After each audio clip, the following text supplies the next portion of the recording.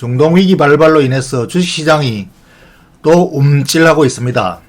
그런데 이게 뭐 한두 번이 아니고 끝없이 나오는 이슈인데도 불구하고 세계 금융시장, 주식시장은 움찔하고 또 반응을 합니다. 그런데 대부분 이러한 이슈, 이러한 쇼크에 대해서 평상심을 하지 못합니다. 그래서 주식시장이 항상 움찔움찔하는 거죠.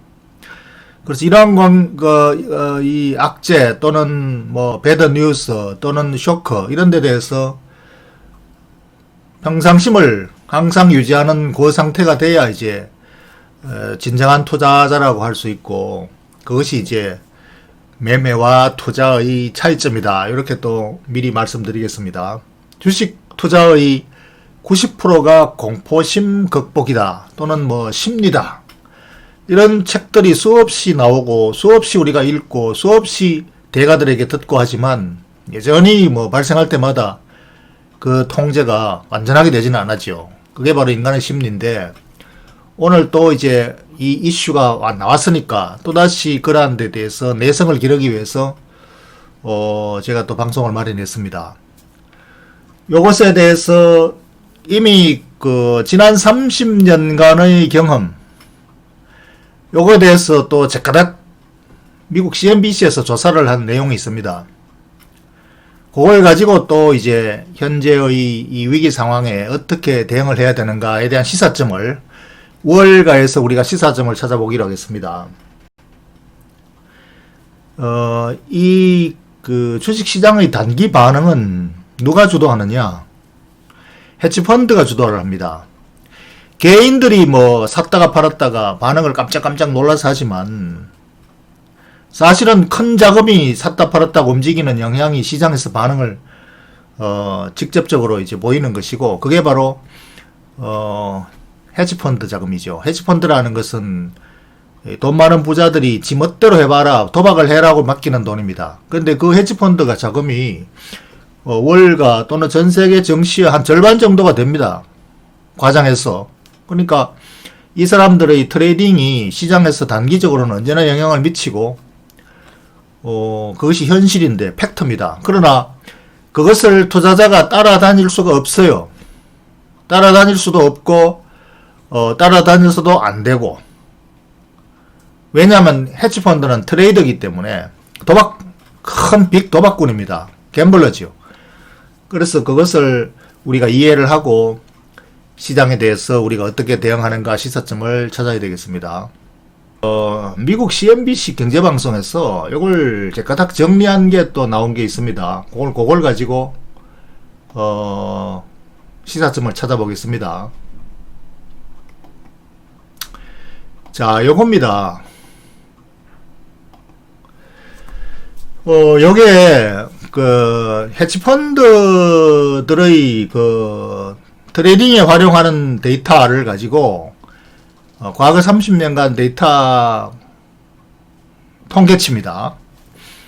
이 오일 쇼크, 그러니까 중동 쇼크가 일어나기 바로 촉발하기, 그러니까 5분 같으면은 이란 뭐 특수부대장이 피격되기 전에, 피살되기 전에, 하루 전에, 그때는 평온할 때죠. 중동에 대해서는 평온할 때죠. 그때 사가지고 있는 상태, 뭐 석유, 또 금, 주식 S&P 500, 달러, 채권, 국채, 이런 것들이 그때 위기 발생 바로 하루 전 가격에서 샀더라면, 그때 샀으면 그 다음날은 바짝 올랐겠죠. 그 안전자산은 지금 현재처럼 국제유가도 급등했고 금 가격도 급등했고, 주가는 도로 떨어졌겠죠. 주가는 반대로 주식 팔고 안전자산 사니까. 그리고 또 달러도 떨어졌겠죠. 달러는 급등했겠죠. 안전자산이니까. 그리고 국채도 급등했겠죠. 국채. 그러니까 안전자산들은 급등하고 위험자산 주식은 급락했는 이런 것들이 이제 위기 발생 지난 뭐 금요일 날 일어났는데, 그 목요일 날 만약에 샀더라면 목요일 날 사가지고 발생하기 전에 사가지고 있었는데 위기 발생했다. 그 다음에 한 달 후에 한 달 후에 가격을 이렇게 정리한 겁니다. 왜 첫째 칼럼은 한 달 후에, 그 다음에 또 시간이 좀 더 흘러가 석 달 후에. 그러니까 보니까 위험 안전자산이 가장 대표적으로 중동이니까 석유죠. 석유가 이 쇼크 발생 이후에, 중동위기 발생 이후에 한 달 후에 5.9% 올랐더라. 그리고 금은 1.5% 올랐더라. 물론 그 쇼크 발생했을 때는 지난번처럼 뭐 3%, 5% 이렇게 오르겠죠. 그런데 반짝했다가 한 달 정도 되니까 1.5% 오른 상태가 되더라. 그러니까 급등했다가 슬슬 빠졌다는 얘기죠. 그 다음 S&P 500은 급락했다가 다시 한 달 후에 슬슬 올라가지고 약 1% 가까이 올라있더라는 겁니다. 한 달 후에는. 달러는 뭐 거의 그대로. 달러도 급등했다가 다시 제자로 돌아간 거죠, 이거는. 그 다음 미국 국채, 이것도 마이너스 0.3%. 오히려 가격이 좀 떨어져 있다. 이거 뭐냐? 가격이 올라가야 되는데 왜 떨어졌느냐? 그것도 이제 급등했다가 다시 제자로 돌아왔다는 얘기죠. 그러니까 한 달 후에는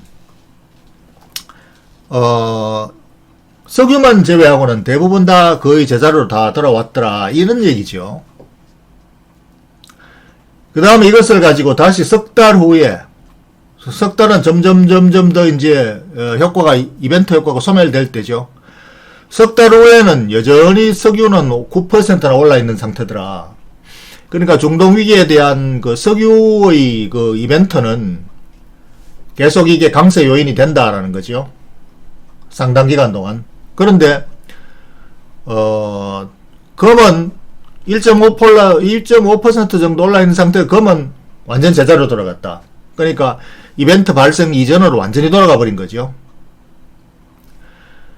그 다음에 달러도 마찬가지고, 국채도 마찬가지고, 뭐 국채 가격은 도로 더 떨어졌다. 이건 안전자산이 도로 더 빠져나간 거죠. 달러에서 돈이 빠져나간 거죠. 그럼 이 빠져나간 돈이 어디로 갔나? 다시 위험자산으로 석 달 정도 지나니까 다시 주식으로 돌아갔다. 그래 S&P 500은 한 달 후에 1% 정도 올랐던 게 석 달 후에는 3% 가까이 올라있다. 이건 계속 올라왔다는 거죠.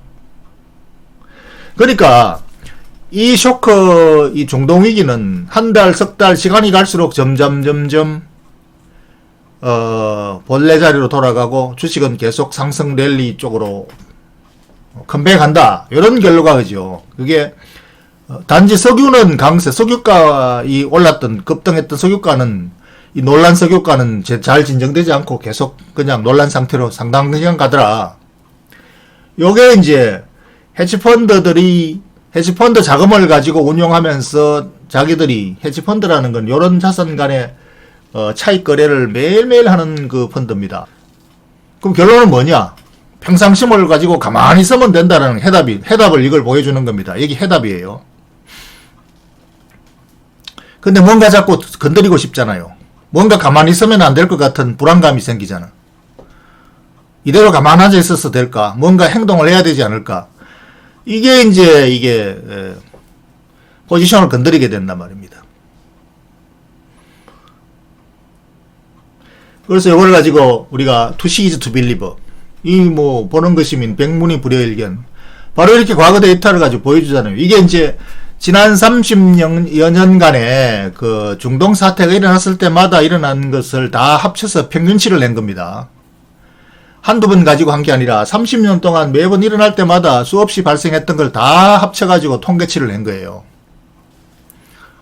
개별 건으로 보면 조금씩 다를 수가 있습니다. 그러나 일반적으로 어떤 것이든지 다 이 범주 안에서 우리가 평균치를 가지고 행동을 하는 게 이 통계의 의미 아닙니까?